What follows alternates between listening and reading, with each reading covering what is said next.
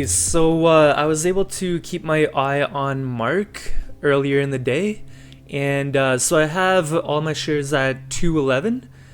So I was anticipating this breakout right here, and I'm a little bit scared that it's gonna be a double top. There hasn't been, well, I haven't been seeing too much hype on MARK released by the company on it yet, so I'm kind of scared to hold overnight. I don't want to be holding my position. So I'm looking to maybe get rid of all of it today. So yeah, I'm gonna have all my shares at 211.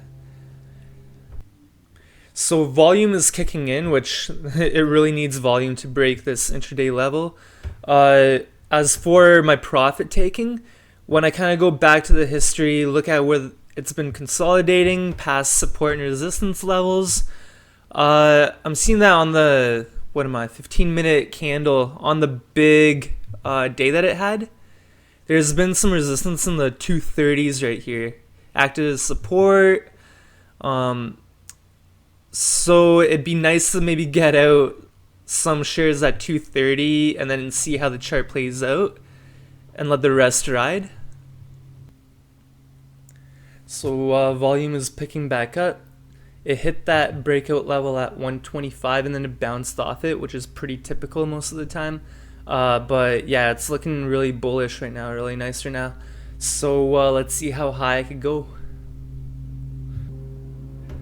So as the chart is kind of playing out, I'll explain what I did on it and how I was able to enter my position on it. So if we look on the daily chart, this is the daily chart. It had its crazy run up, the panic, and then it bounced up. And honestly, in this area right here, it was like, if they could keep on hyping it up more, it could bounce, but most likely I thought it was going to go down. But because the Friday came, there was a lot of shorts in there.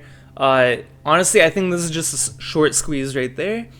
So if I zoom in on that daily chart, when it was able to break that $2 that it was trying to break for days upon days, I kind of stayed off on the sidelines. I was still watching it. And then when I thought it would hit the bottom at about 208, 207, that's when I started adding in.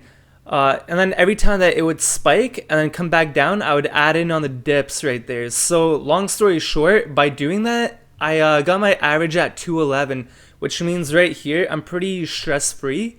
My last entry was at like 216 actually, because when it started attacking 218, that was a pretty key level for the intraday spike in the last like 2 hours. I thought if it could break 218, it could probably get to the 220s and keep going. So when it hit that 218, I'm like, okay, now it's attacking 218. I'll get in on the dip.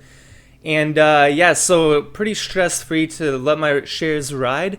I really want to see it hit the 230s. Right now I have an order up to sell a little more than half my shares at 232, but just to lock in profits, I might do it, bring it down.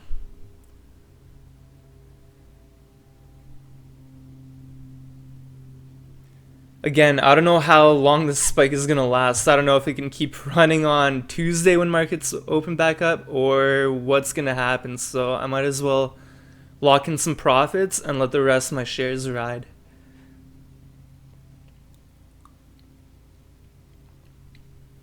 Alright, so I just got filled at 229.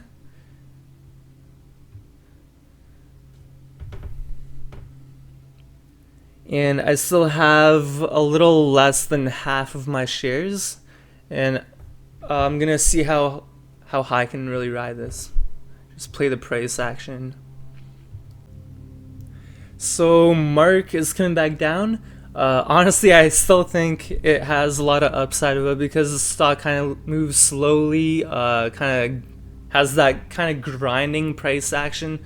I don't want it to break the 220s. So if it looks like it might start breaking the 220s, I'm going to sell the rest of my shares, which means I would have had a pretty decent exit anyway. Because I got rid of most of my shares at 229, which is the top right there, but I still want to give it a shot to see if it can break that. So we got back into the 230s.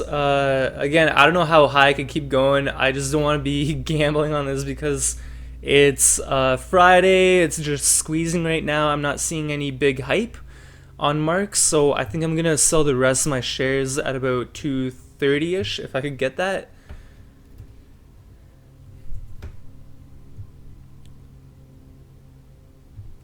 So I put it in for awesome. So I got filled at 232 with the rest of my shares. So that was about a 9 or 10% trade for me. It's pretty good. Pretty happy with that. So that is how I was able to trade Mark. Hey guys, so that was just some live trading I did on the anticipated breakout. I just wanted to do a closing statement on the key takeaways for that trade.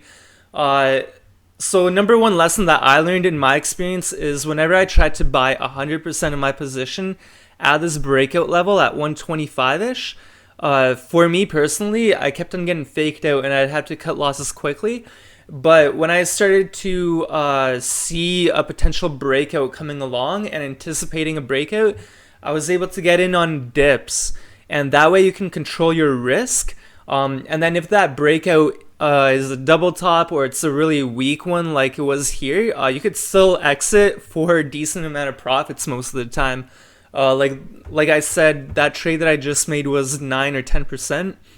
And yeah, it's coming back down, so I was actually able to get out pretty much at the top.